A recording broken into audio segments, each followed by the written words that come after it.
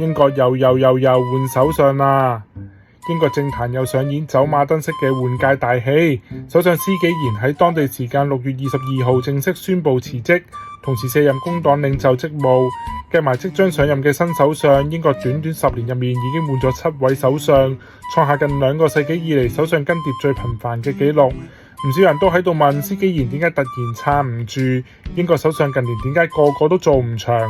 下一位會係邊個？換個人真係可以收拾好英國呢個爛攤子？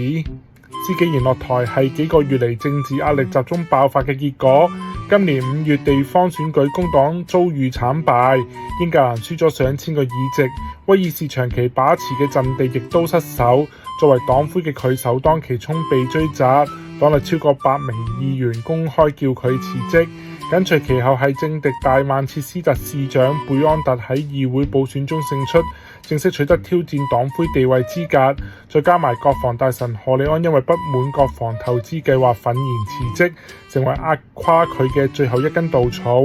施紀賢上台時承諾將誠信同埋穩定帶返唐寧街，點知執政唔夠2年就醜聞不斷，政策朝令夕改，民調持續插水，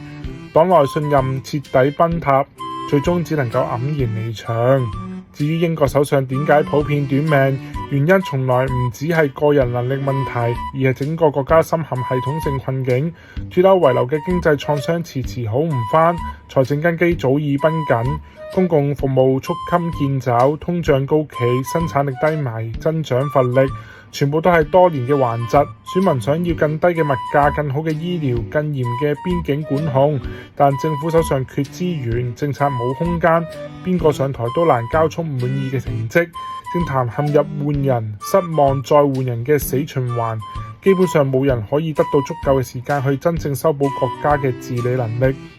目前下任首相最熱門嘅人選係大曼徹斯特市長貝安特，被視為可以抵擋小黨衝擊嘅人物。